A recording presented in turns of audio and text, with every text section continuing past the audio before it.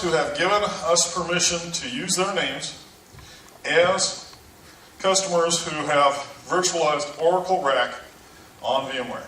And as you can see, there are some major Fortune 100 companies in that list. So let's start with, this is leading with the chin, but the question that I immediately get asked if I don't raise it is, what about support? What about the My Oracle Support article 249212-1? So first I will say this is not as much of an issue as many people think.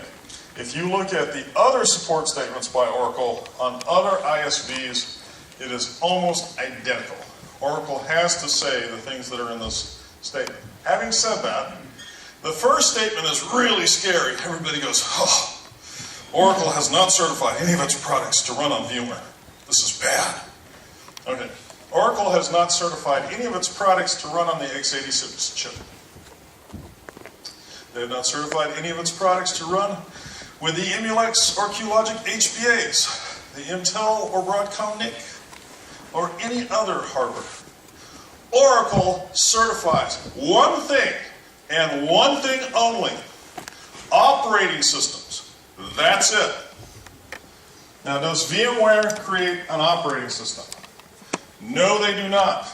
They create virtualized hardware. VMware is a platform. VMware runs operating systems. Red Hat Enterprise Linux for x86-64 is certified to run on VMware. Oracle is certified to run on Red Hat Enterprise Linux for x86-64. Ergo, Oracle Rac is certified to run on VMware. So the statement, while literally true, is disingenuous and inaccurate in its obvious implication. We can dismiss that issue. We get to the next issue. Oracle will only provide support for known issues, and they may require you to duplicate issues on hardware. I will deal with these issues later in the next slide. So let me hold those for a minute. And the last one is actually good news. This was added in November of 2010. For 11G, Oracle will provide support for Oracle Rac. And this last statement has opened the floodgates, literally, to virtualization of Oracle Rac, and we're seeing widespread adoption at this point.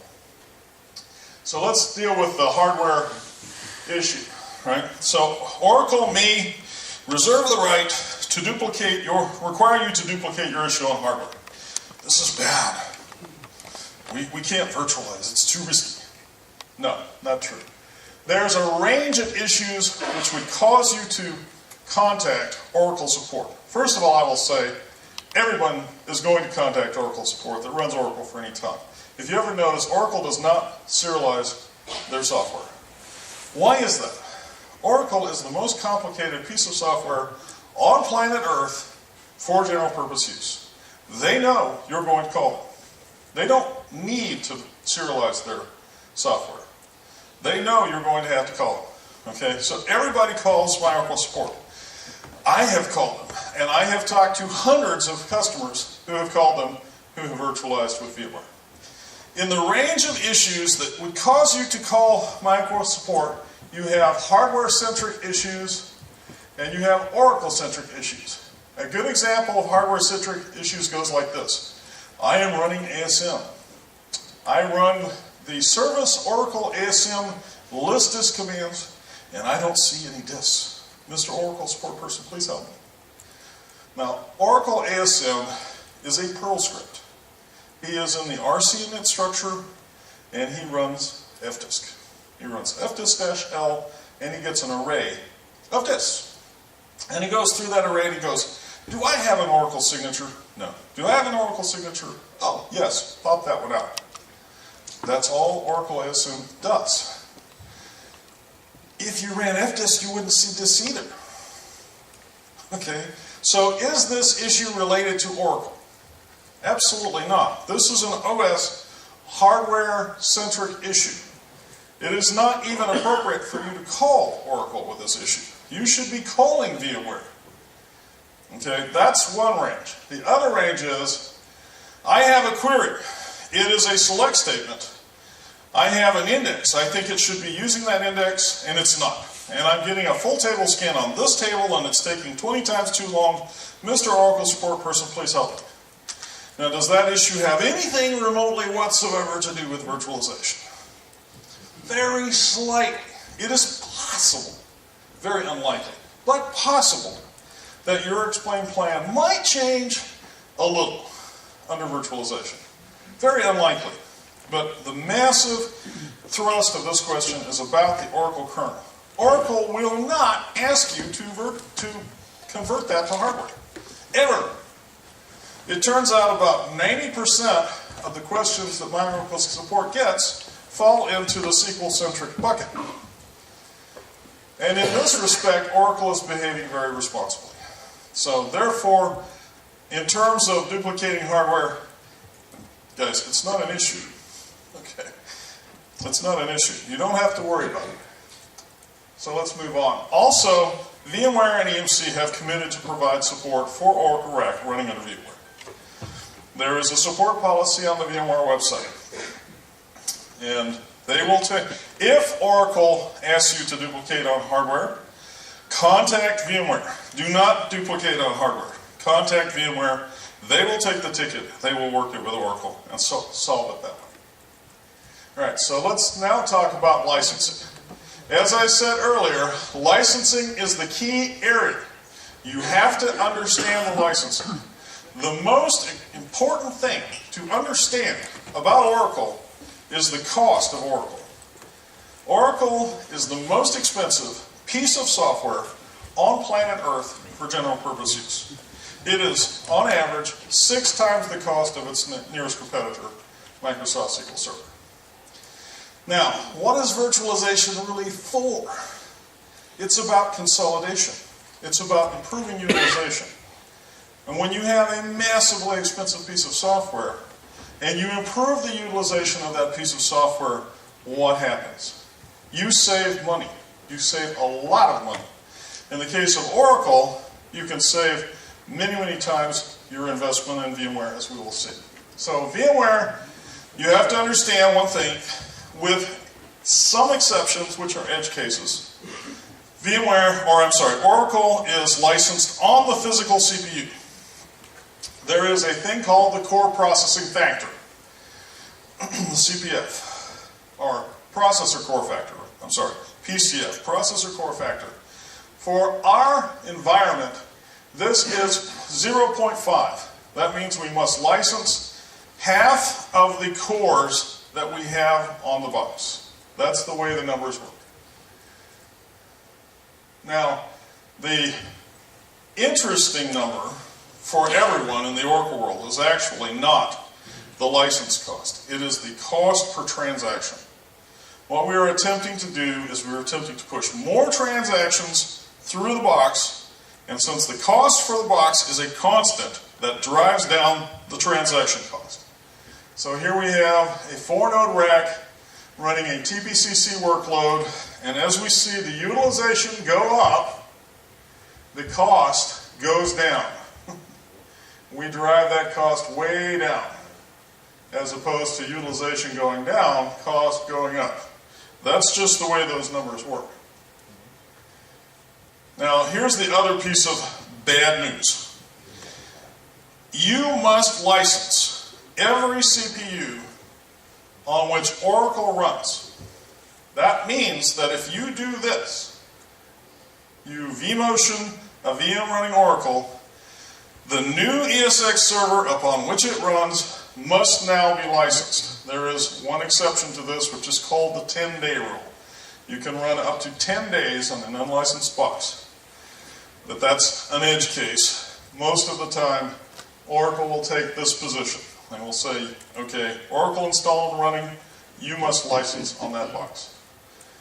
Now what that means is, you need to isolate your Oracle VMs. So let's look at how that works. This is a 4-node physical Oracle Rac cluster. Our cost for licensing this with 32 licensed cores is $2.25 million, plus an additional $500,000 a year in maintenance. Those are list prices. I do not provide discount prices. Your mileage may vary. But know this for sure. Oracle does get their money. I have been in meetings where Oracle was priced along with the hardware.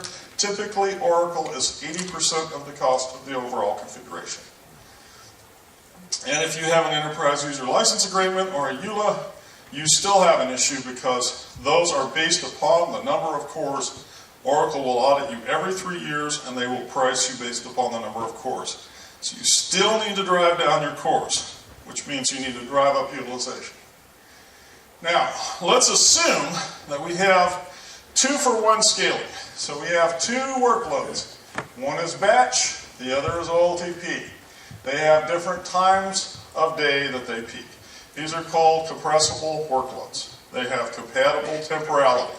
The shaping of these workloads does not exceed 80% in aggregate. So we can consolidate these. VMware provides tools such as Capacity Planner and Guided Consolidation, whose job is to find workloads like this that can be consolidated. Now what happens? Again, this is very conservative, assuming 2-to-1 scaling only.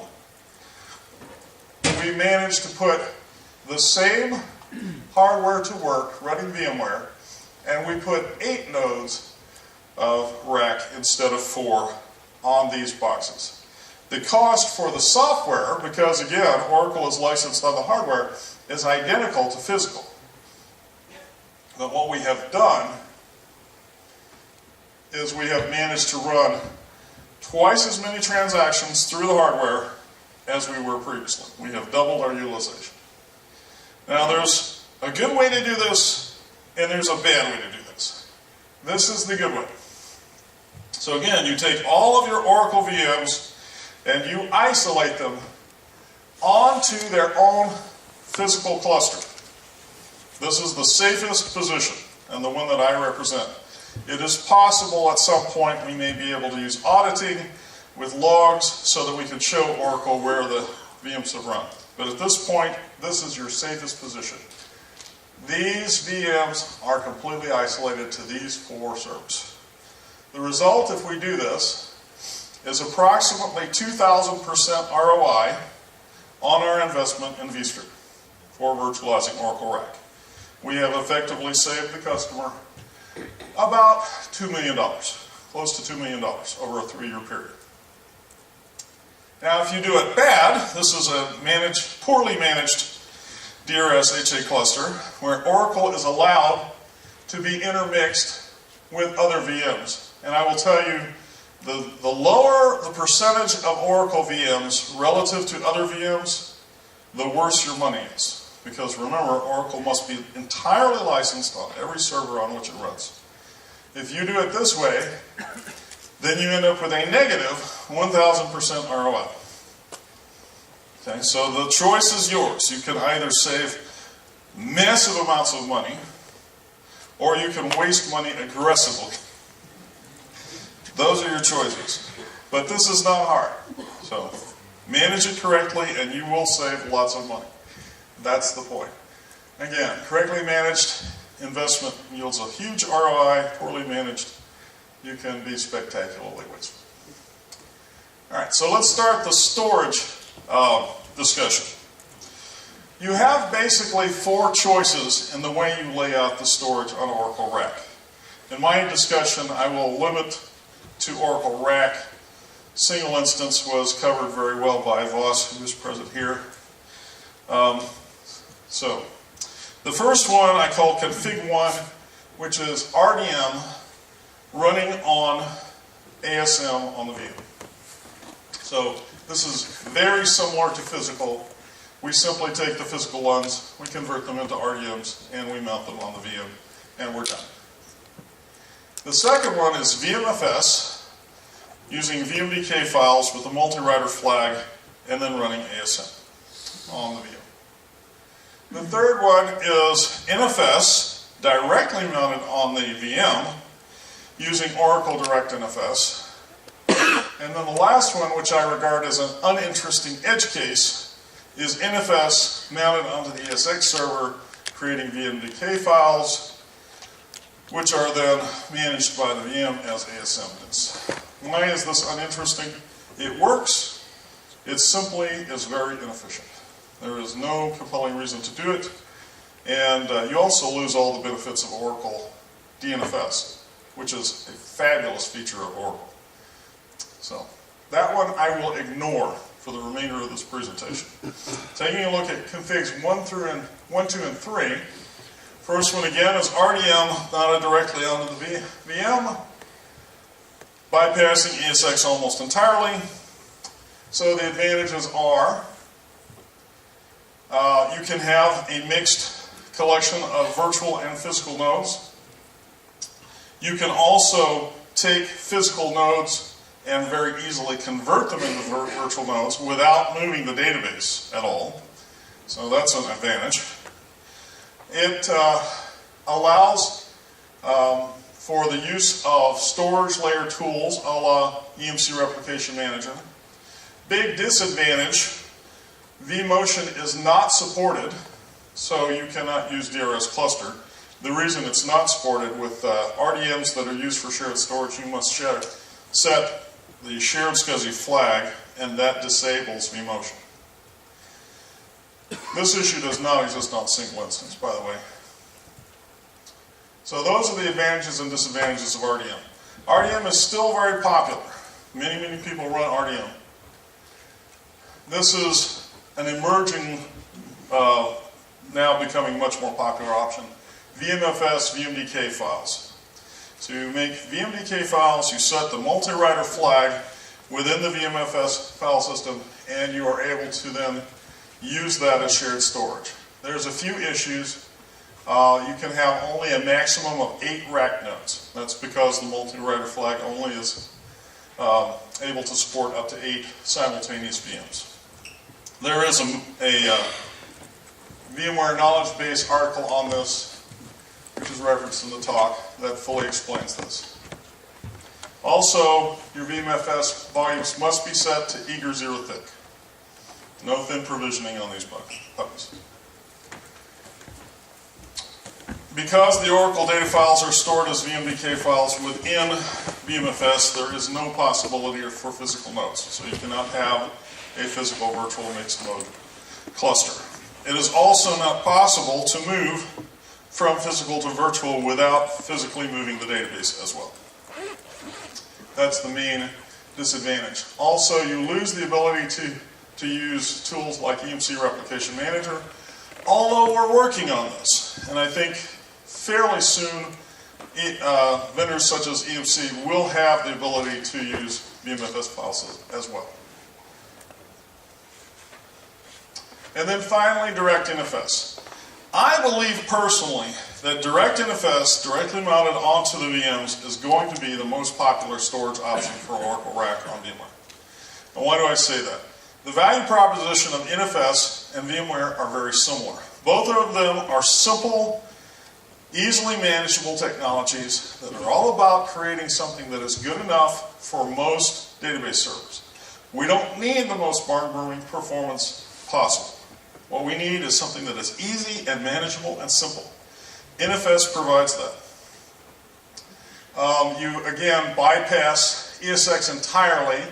You are mounting these NFS mounts directly on the VM using the guest OS semantics. In Linux, that would be the etc fstab file. And then Oracle takes control of them as DirectNFS, assuming that you're using 11G. DirectNFS, again, is a fabulous feature of 11G. Provides very low latency, high bandwidth, transparent port scaling, many, many benefits of DirectNFS. So here you have pretty much the best of all possible worlds. You can have mixed physical and virtual rack clusters. You can move physical to virtual without moving the database. You can also use storage layer tools like EMC Replication Manager. What's not to love here, guys? And DRS HA cluster works just fine because vMotion is fully supported. And there's the storage configs configured. Your 3 available options. Again, of those, I believe NFS is going to be very, very popular. In terms of performance, this is a comparison between RDM and VMFS. It is slightly out of date. I believe that this is a high percentage difference. We found 13%. I think the version 5, this was on 4.1. The version 5 tests that VMware has done have shown low single-digit difference in performance between RDM and VMFS. In terms of file placement, this is true with both block and file using NFS. It is possible to intermix Oracle database files from different databases with each other, or even from other applications with each other. Obviously, since you're using VMFS, that's potentially a large shared file system. This is not a best practice. What you want is a completely isolated VMFS or NFS file system for only a single Oracle database. That allows you to use storage replication tools, which would not be possible if you mix together, as is the case here. This is not a best practice. Now, this does not affect your storage virtualization, since you're able to stripe both of these small file systems onto the same physical disks using storage virtualization tools. So there's no issues there. All right, so let's talk about FastVP. These are EMC concepts, but many storage vendors have similar tools. We have, on the left, the bad old way to do this, which is at a LUN layer, we're going to lay out on storage tiers. The red represents hot, yellow medium, and blue cold. As time goes by, the temperature of our objects changes, and we have to move these LUNs. This is an iterative, time-consuming, manual process. It's like taking out the trash. You've got to do it yourself constantly. And you're in a constant state of figuring out where I'm going to put these LUNs at any given time. That's the bad old way to do it. What FastVP gives you are blocks within larger pools of storage, which change temperature over time as I/O patterns change.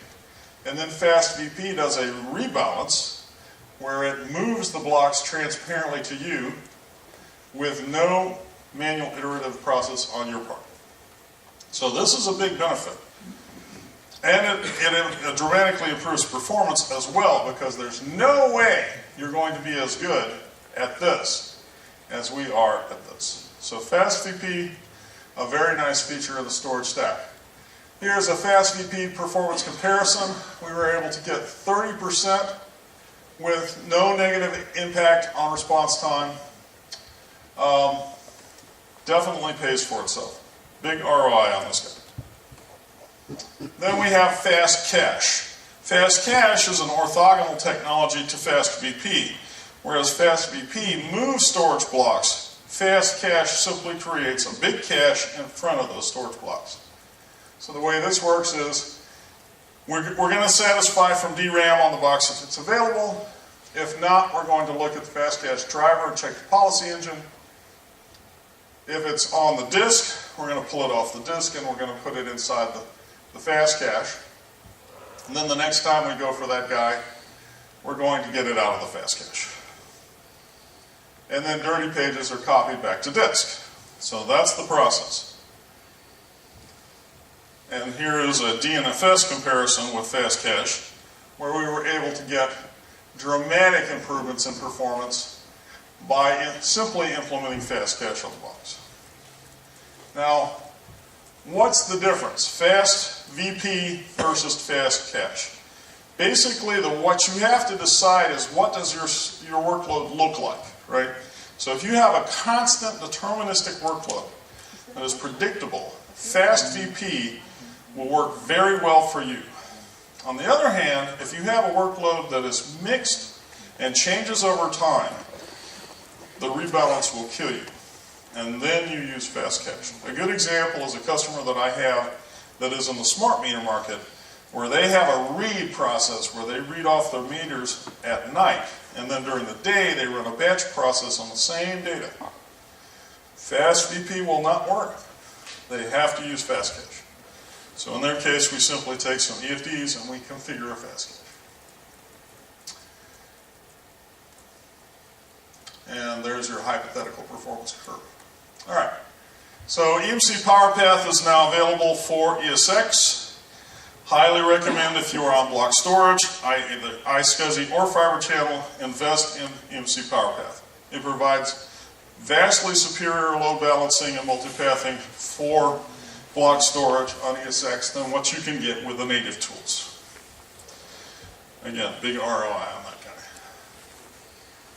guy. And the last one in the storage set is Paravirtualized SCSI. Paravirtualized SCSI is free. There is absolutely no reason not to use it.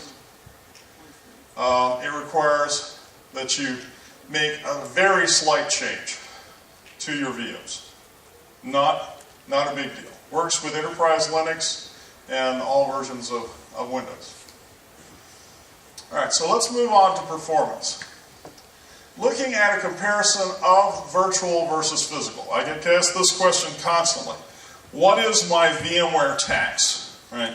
So this has been a moving figure. In 3.5, the VMware tax was very high. In 4, it got much less. And in 5, it is less still. At this point, we are looking at a very slight difference. If you'll notice, the bottom of the scale is 25,000. We are at 40,000 here. We are at 4% difference. We are in low single-digit percentage between physical and virtual at this point. This is on a TPCC OLTP workload running on a 4-node rack using NFS and direct NFS. So, the bottom line is performance at this point is so close to physical that there is no compelling reason not to virtualize, and many compelling reasons to virtualize. All right, so we'll move now into the performance assistance for virtualization. And here we're going to be talking about two basic areas, CPU and memory. I have to check my time. I now have about 30 minutes. All right, and there's several areas here that are of interest. You have CPU enhancements, which makes the CPU virtualization aware. You also have memory enhancements that allow much more efficient access to memory. And then you have some OS optimizations, such as huge pages and Windows large pages, that we'll talk about as well. So let's talk about the memory acceleration. This is non-accelerated. This is the normal pre-enhancement architecture that we've always had. So we have the guest operating system has the LPM. We have the PPM, which exists at the ESX layer for the VM. And then we have the machine memory that exists within the hardware itself. All of those have to be addressed. Ultimately, every time the guest operating system makes a read from memory, that page has to come from machine memory. Now, what we've been able to do is something called the translation Lookaside buffer. So what that does is it allows us to maintain effectively an index. If you're an Oracle person, you can think of this very much as a B-tree index into your memory. And then we have LPN to PPN translation. And over here we have enhancement for hardware assist translation back to the machine memory level. Anytime we have a TLB hit, we have good performance. Anytime we have a TLB miss, we have to go back down to the normal translation. That's basically the way it works. Now what we've been able to do in more recent CPUs is we have another structure called the shadow page table. This effectively you can think of as a cache that contains memory pages that we are accessing over here in our memory structures. And we're able to get those blocks without going back down to machine pages. Now the result of that is improved performance, right? So then we have the issue of huge pages, right? So huge pages and the translation Lookaside buffer are very incestuously related. And the reason I say that is because, again, whenever you have a TLB hit, you have good performance. Whenever you get a TLB miss, you get bad performance. Huge pages already was of great benefit in the physical world. In the virtual world, it is even more so. And the reason why that's true is because we get a much larger TLB relative to the number of pages, and thereby we dramatically increase the likelihood that we will have a TLB hit when we implement huge pages. There is micro support articles on huge pages on 64-bit Linux. It is very easy to implement huge pages. It is also possible to make your database server completely unbootable. Okay, so you do need to be careful when you do this. But again, the performance advantages are very, very high. I have seen up to 25% improvement in performance by simply implementing huge pages on virtualized Oracle Rac. No other change. A very big performance improvement there. So again, this is your 16 megabyte TLB cache with huge pages.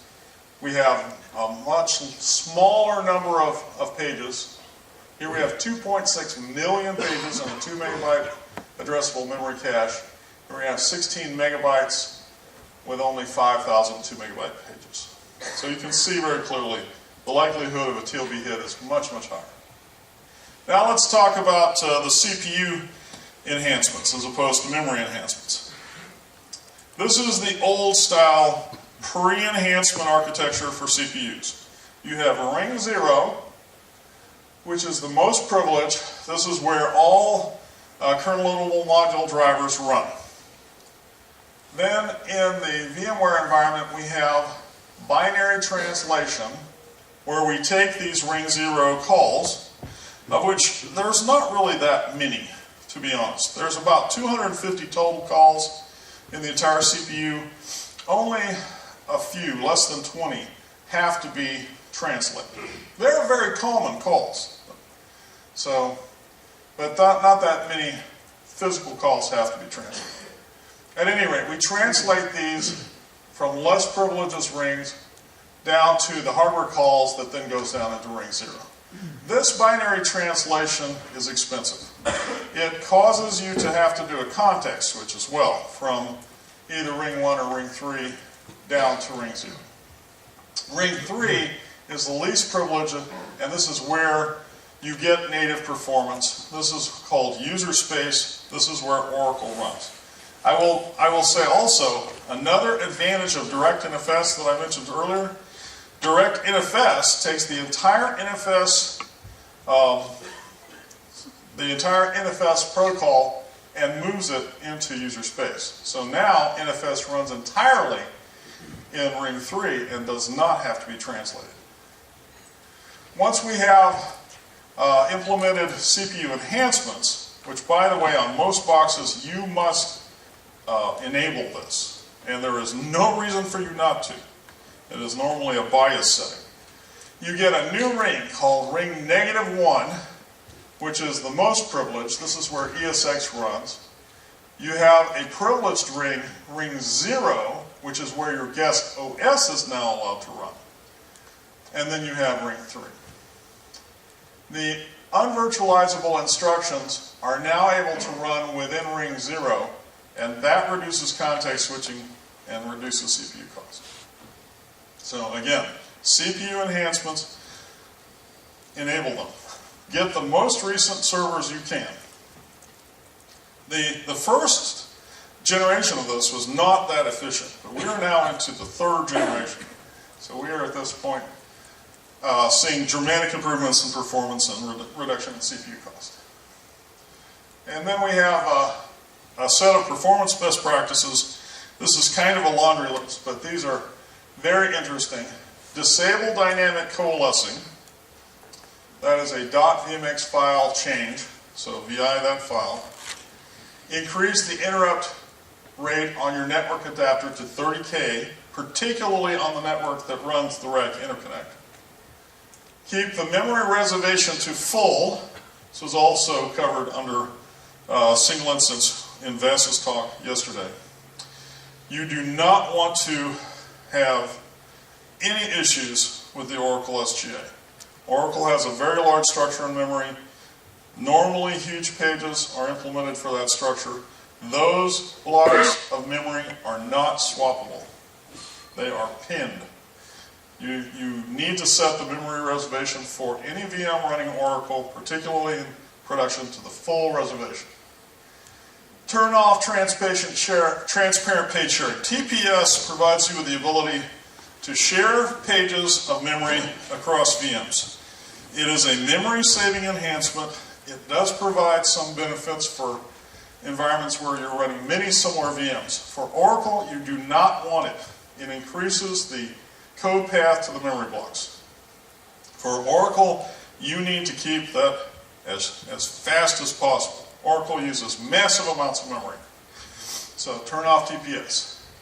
Enable hyperthreading. I have another slide on this, but that one is obvious. It's free. It does not hurt you, and it will probably benefit you. And then use prefer HT equals true, which I'll also cover in a later slide. So let's first of all look at hyperthreading. Hyperthreading is typically enabled at the BIOS. You can also enable it on a per VM basis.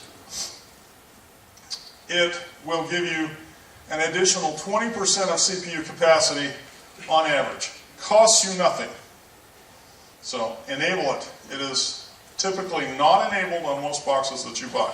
I am always amazed when I go out into a customer site and I look at their USX servers and they do not have hyperthreading turned on. Big benefit for Oracle Rac.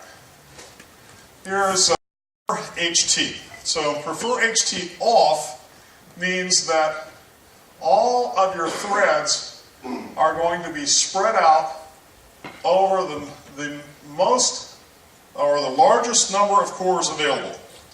So we're going to stripe our vCPUs across threads that are across the largest number of cores. Now that seems like that would be a good thing. It turns out it's not, especially on VMs that are heavily loaded. Having a larger number of cores in use means that you have a lot of switching going on between cores within the actual socket, and this will hurt performance. What you want to do is set prefer HT to true, which will cause all of your VMs to cluster on the smallest number of cores, reducing the number of switches across the cores within a socket. That will improve performance. This one is a little bit iffy. You should test this. You can set prefer HT on a per VM basis, and you can try it both ways. Let's get to the VMware version 5 new features. First of all, we have an improvement in the memory limit. Or CPU count, I'm sorry, CPU count. Previously, we had a CPU count limit that was fairly low. Now we are at 32. Here we are at 8. Here we are at 32. Turns out the Oracle Rac sweet spot is at about 24 CPUs. I have many customers who would not virtualize before this enhancement because they did not have enough vCPUs per VM to run their workload. This is now opening that up.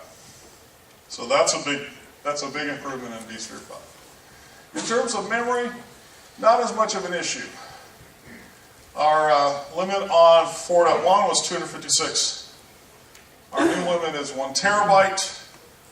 Sweet spot for Oracle is only at about 100 gig, so we were fine on version 4. But we're certainly ample with version 5. I have seen very few Oracle VMs with more than 100 gigabytes of configured memory. Very few. Storage DRS. I'm not a huge fan of storage DRS. I will tell you, between storage DRS and fast cache, fast VP, I would rather see you using fast cache or fast VP. And if EMC is not your storage vendor, I apologize, but use their tools. Right?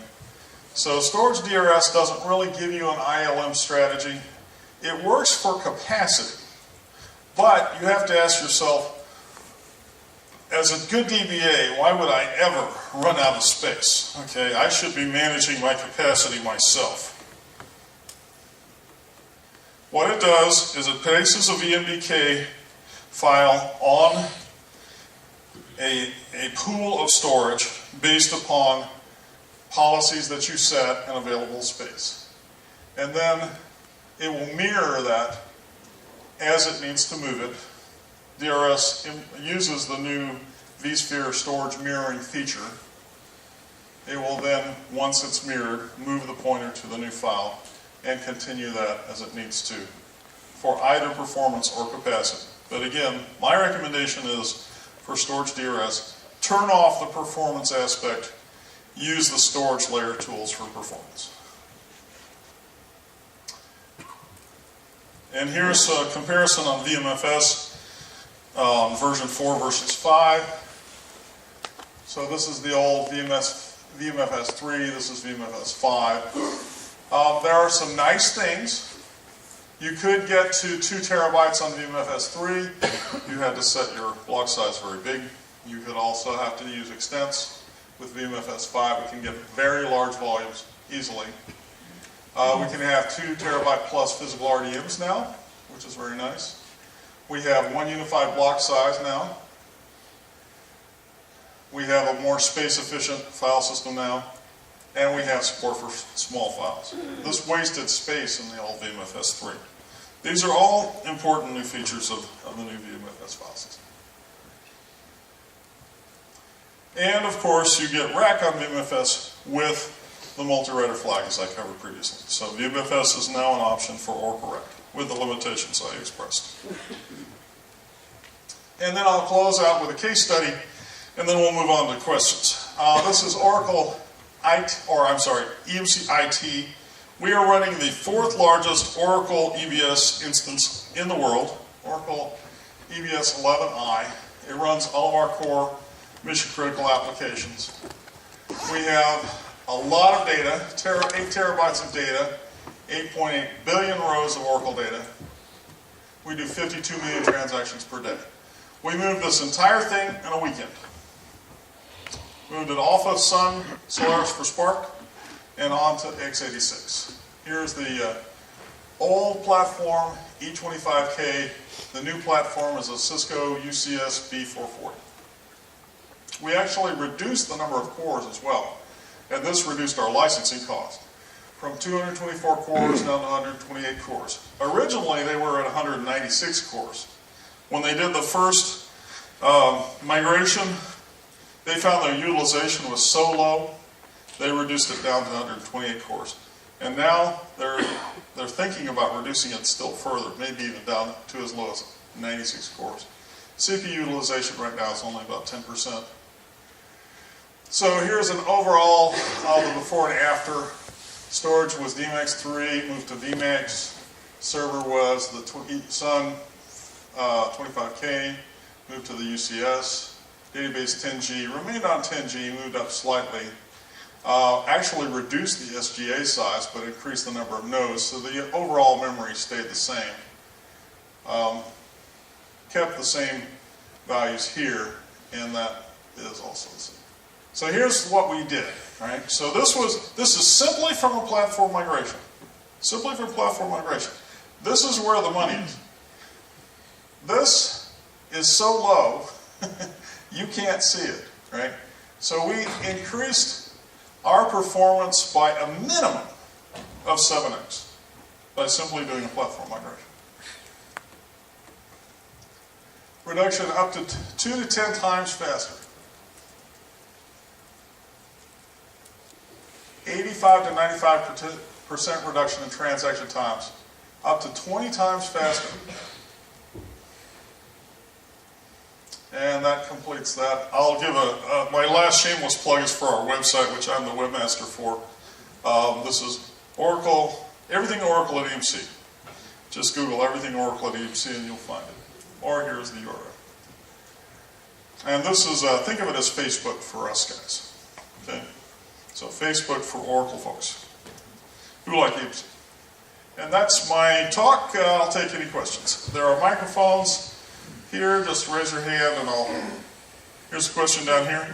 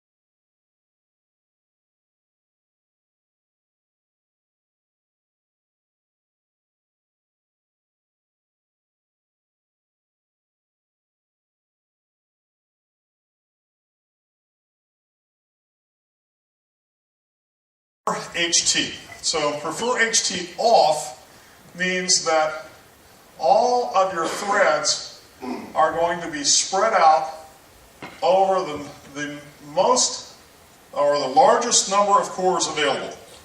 So we're going to strike our vCPUs across threads that are across the largest number of cores. Now that seems like that would be a good thing. It turns out it's not, especially on VMs that are heavily loaded. Having a larger number of cores in use means that you have a lot of switching going on between cores within the actual socket, and this will hurt performance. What you want to do is set prefer HT to true, which will cause all of your VMs to cluster on the smallest number of cores, reducing the number of switches across the cores within a socket. That will improve performance. This one is a little bit iffy. You should test this. You can set prefer HT on a per VM basis, and you can try it both ways. Let's get to the VMware version 5 new features. First of all, we have an improvement in the memory limit. Or CPU count, I'm sorry, CPU count. Previously, we had a CPU count limit that was fairly low. Now we are at 32. Here we are at 8. Here we are at 32. Turns out the Oracle Rac sweet spot is at about 24 CPUs. I have many customers who would not virtualize before this enhancement because they did not have enough vCPUs per VM to run their workload. This is now opening that up. So that's a big improvement in vSphere 5. In terms of memory, not as much of an issue.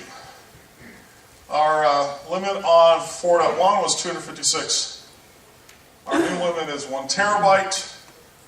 Sweet spot for Oracle is only at about 100 gig, so we were fine on version 4. But we're certainly ample with version 5. I have seen very few Oracle VMs with more than 100 gigabytes of configured memory. Very few. Storage DRS.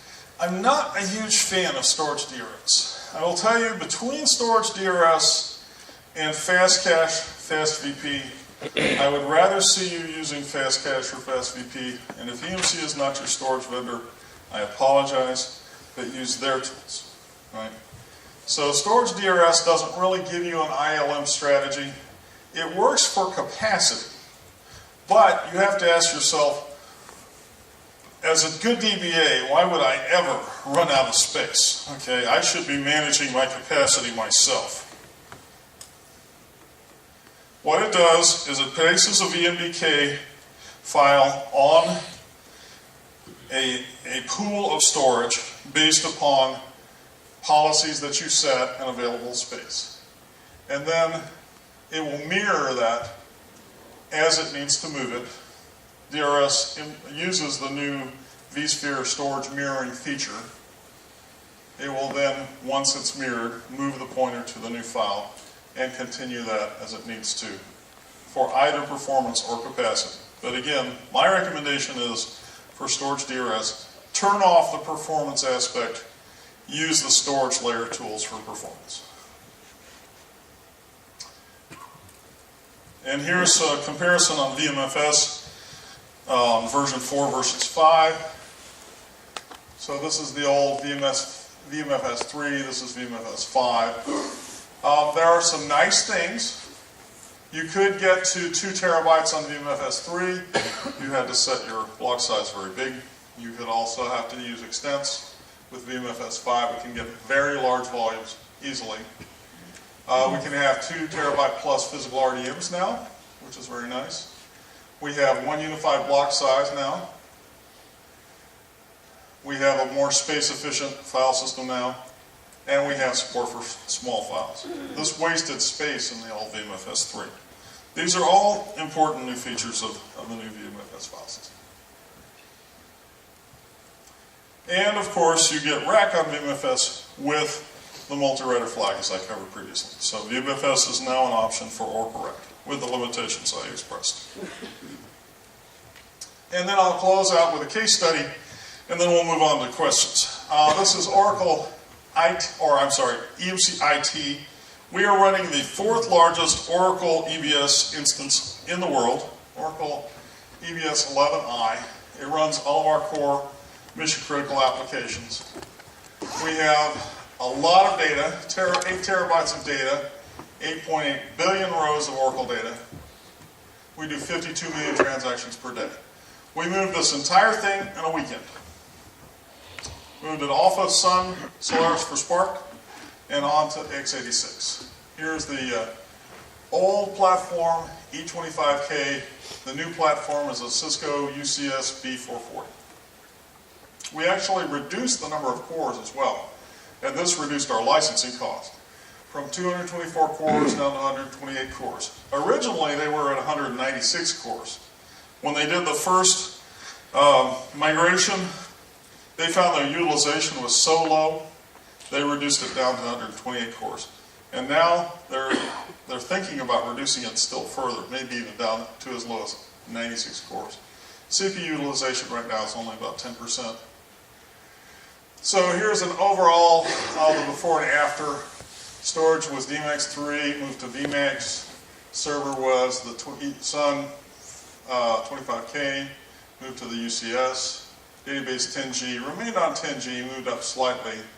Actually reduced the SGA size, but increased the number of nodes, so the overall memory stayed the same. Kept the same values here, and that is also the same. So here's what we did, right? So this is simply from a platform migration. Simply from platform migration. This is where the money is. This is so low, you can't see it, right? So we increased our performance by a minimum of 7x by simply doing a platform migration. Reduction up to 2 to 10 times faster. 85 to 95% reduction in transaction times. Up to 20 times faster. And that completes that. I'll give my last shameless plug is for our website, which I'm the webmaster for. This is Oracle, everything Oracle at EMC. Just Google everything Oracle at EMC and you'll find it. Or here's the URL. And this is, think of it as Facebook for us guys. Okay? So Facebook for Oracle folks who like EMC. And that's my talk. I'll take any questions. There are microphones here. Just raise your hand and here's a question down here.